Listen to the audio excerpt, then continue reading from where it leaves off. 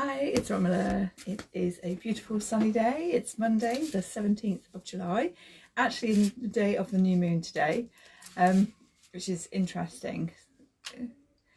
Yeah, it just feels like a good reboot, probably because it's actually got a bit of sunshine in the UK. We've had a lot of rain for the last week, so to actually feel the sun and just feels a bit, yeah, expansive.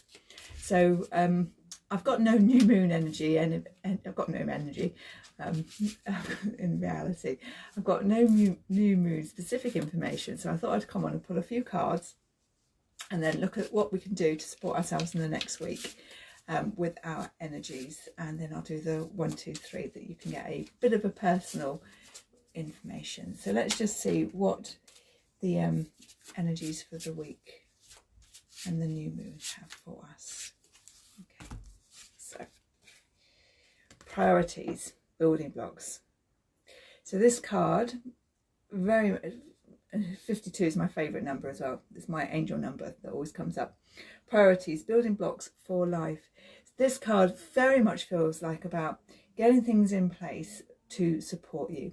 So we have like this pyramid. We have the chakras. So we've got our root, the sacral, the heart, the throat, etc., up to our crown and beyond. And if you think of like Maslow's hierarchy of need, that also was based very similarly on this, the basic needs, sort of that family, security, food, I want to say house, I can't think what it is, but we need to have those things in place to really be able to expand ourselves. So this is what this message is at the moment, is using this new moon energy and the energy of this week. What do you need to put into place to really support your energy, to make, give yourself stability is what is coming through, to stabilize your energy, stabilize what's going on for you, and just allow yourself to be stable enough to be able to then to rise. That's the key. It's all well and good doing the woo-woo things, but actually if we are fundamentally struggling at a lower level, that will pull our energy constantly down, and we don't want to be moving down, we want to be moving up and over. These are actually angel wings here, but it feels like a fountain, that actually when we get our bases in place, when we know that we are supported and we have our basic needs met, fulfilled, shared, expanded, and do our spiritual, we can then allow it to flow. And it flows. And again, it's that idea of filling your own cup up first, putting your own oxygen mask on first before you reach out to help others. It's really important. Support yourself, get your oxygen mask on, get yourself into a space before you start helping others, because you will just be depleted. That is the message, very much a message for this week. Also, we have this one, which is review and reflection. Time out needed. So again, fits very nicely on following from this card. It is about looking after your own energy. What do you need to do to support yourself, to support your energy, to support your needs? We can't constantly give. We need to replenish ourselves. Review and reflection. So look at how far you've moved in the last 6 months, the last year.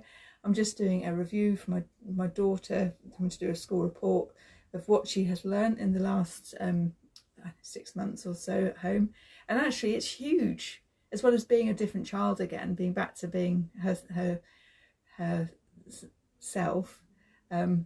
Actually when I sit back and reflect and review, this last 6 months has been really, really empowering for her, and she has learned loads. And I need to look at that for myself as well. What have I achieved in the last 6 months, 12 months?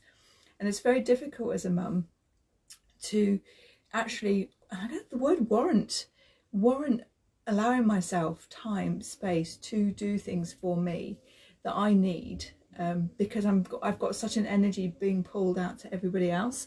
So whether that's because the children need me, or just because I'm just hooked into them. The dog's not been well this weekend as well, so I'm shattered from that, from looking after her. And again, it's that energy cord. and I've not had enough sleep, but I've also not replenished myself. So I need to stop and look after myself in order to be able to give and move forward tomorrow. And it's interesting that as the full moon, obviously we are new moon energy, but full moon is about that letting go and clearing, decluttering. And I always like to start the new moon with that same, with the same concept of having a bit of a clear out and then getting clear on my intentions. And I have one more card. I should just have a pull that a little bit further on. Okay, authentic self. So this is the third card just for the energies of this week. And again, authentic self fits in perfectly with what we've been saying. It's about what do you need? What are you, let's just get the cards up. What are your needs? What are your base needs here?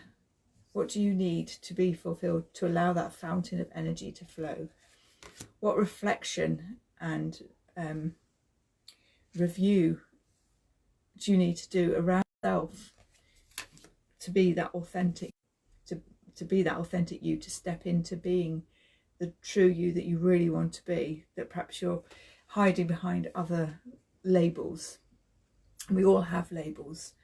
The mother, the daughter, the sister, the dog owner, the cook, the cleaner, the self-employed person, the worker, the employee. We all have so many labels, but actually beneath those labels, what are we? What is our true essence? What are we here to experience, to be, hopefully, joyfully? So let's pull 3 cards to make it a little bit more personal now.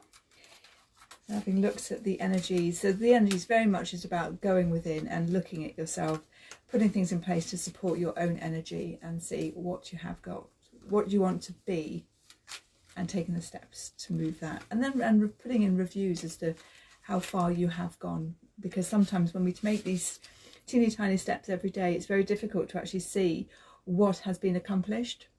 But the truth is, usually, excuse me, we have moved further along than perhaps we think we have.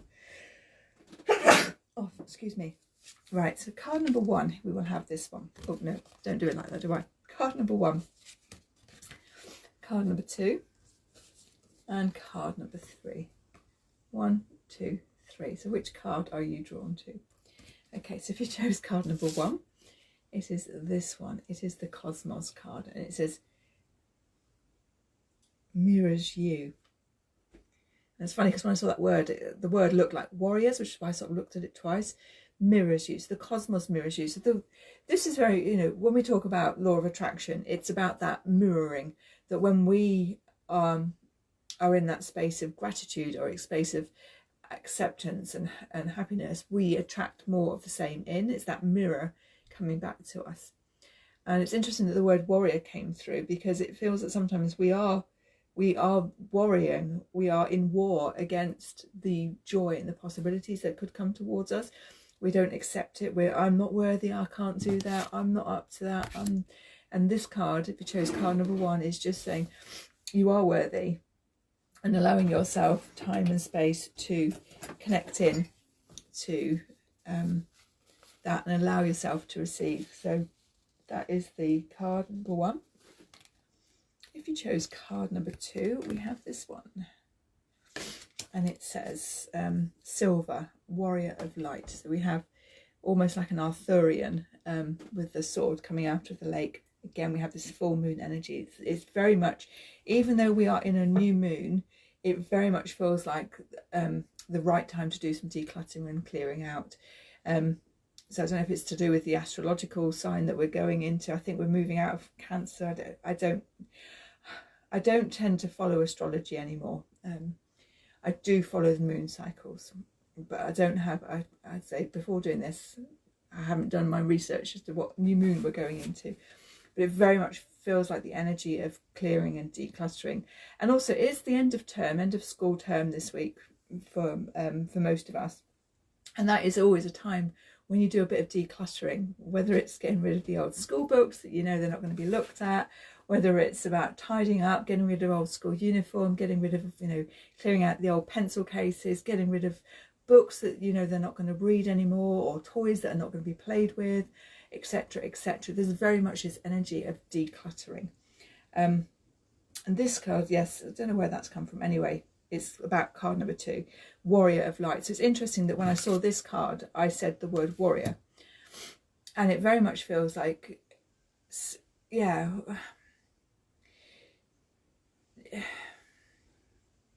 before a warrior would go out into the world, they will have their armours, they will have their sword, they will have their protection on them. They will perhaps have a horse that they are riding. They will have a means of transport. They will have good solid shoes on to ground them. They will have protection over any vulnerable spaces.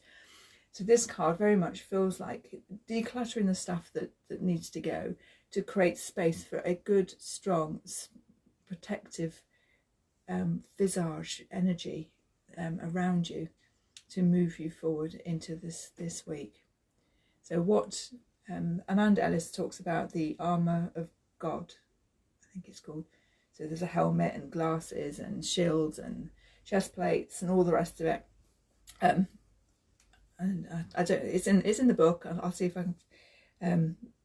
It doesn't come up very often, but it feels like it's an important time to do that. If you chose card number 2, and card number 3, we have Inner Child, and it says, "Hear and know me." Now, a lot of people, you know, think that inner child is, you know, in those very young formative years.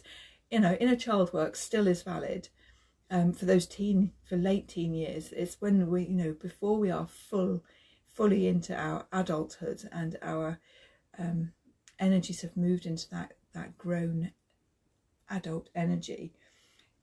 So the inner child isn't just about the toddler who didn't get what they wanted. It's not just about the teenagers struggling at school. It's, you know, it's right up to the age of 18, 19, when they are really finding their feet in the adult world and that independence. So just consider, if you chose card number 3, inner child, what does that mean to you? Have you got aspects that maybe need looking at from your late teenage years? It made such a huge difference to me when I realised actually that the teenage years were also the inner child that needed a bit of working on, a bit of releasing, a bit of space and healing. And the words coming up for me are the Ho'oponopono, the I love you, I'm sorry, thank you, please forgive me. And you can use those 4 in any way you like, but the I love you is always a good place to start, because it's opening the heart and opening that space. So allowing, you know, forgiving yourself as that inner child for wanting that thing that they couldn't have, but making it such a big deal, because at the time that's what you wanted and you didn't know better. And this is the thing, as adults we can look back on our younger years, and even as adults, with a negative stance on it. But actually at the time we were just doing the best with the information, the abilities, the emotions that we had at that time. So card number 3 is very much about forgiveness for yourself, particularly I'm feeling in those teen years as well, when we all make mistakes, we all do things that we wish we hadn't, or made better decisions, etc., etc. So hear and know me, embrace your inner child at whatever age that needs to be for you. So I hope those 3 cards have bring you good messages this week. And so the cards for this week as well we have here, it's very much about that grounding your energy, decluttering, reflecting, reviewing, in order to step into the authentic you, who you really are, who your energy is really about. I shall see you soon, and wish you all a beautiful, beautiful day.